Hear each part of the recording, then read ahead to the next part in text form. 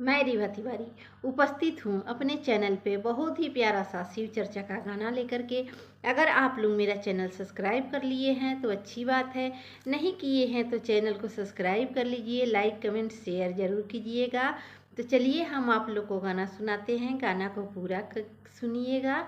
प्रेम से बोलिए हर हर महादेव, माता गौरा पार्वती की जय, कार्तिक गणेश की जय, शिव गुरु की जय, हर हर महादेव।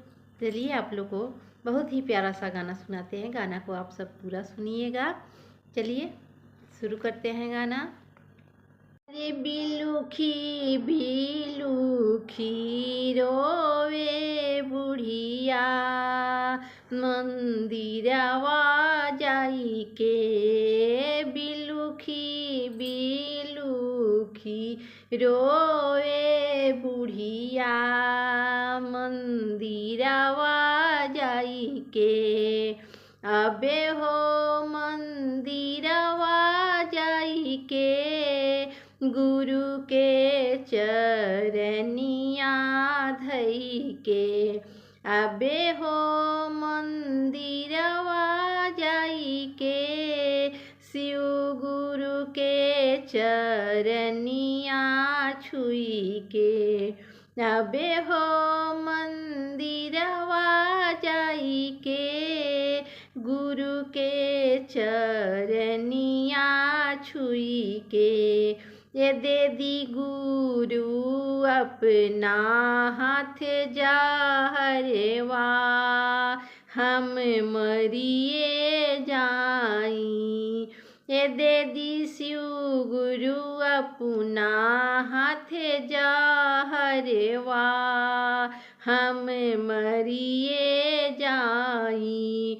अरे बिलुखी बिलुखी रोवे बुढ़िया, मंदिरवा जाई के।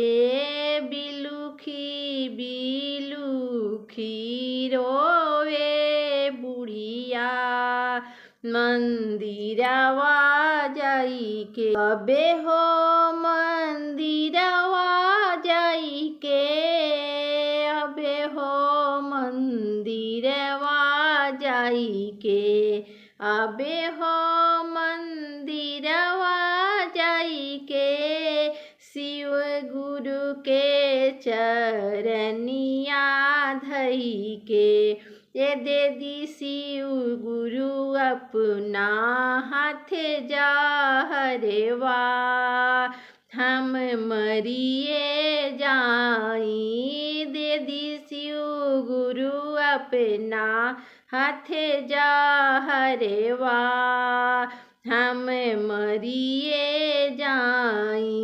बिलुखी बिलुखी रोवे बुढ़िया, हम मरिए जाई।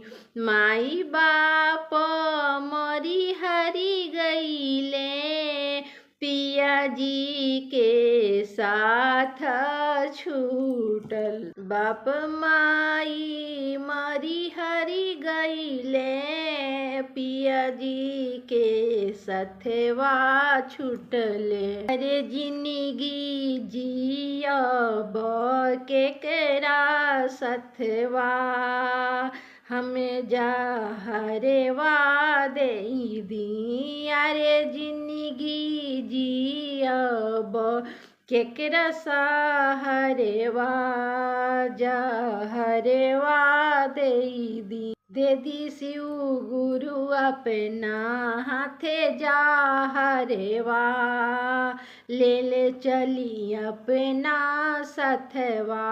दे दी शिव गुरु अपना हाथे जहरवा, ले ले चली अपना सथवा। बूढ़ी बिलुखी बिलुखी रोए बुढ़िया, मंदिरवा जाई के। बिलुखी बिलुखी बिलुखी रोवे बुढ़िया मंदिरवा जाई के। अबे हो मंदिरवा जाई के, अबे हो मंदिरवा जाई के, बिलुखी बिलुखी रोवे बुढ़िया मंदिरवा जाई के।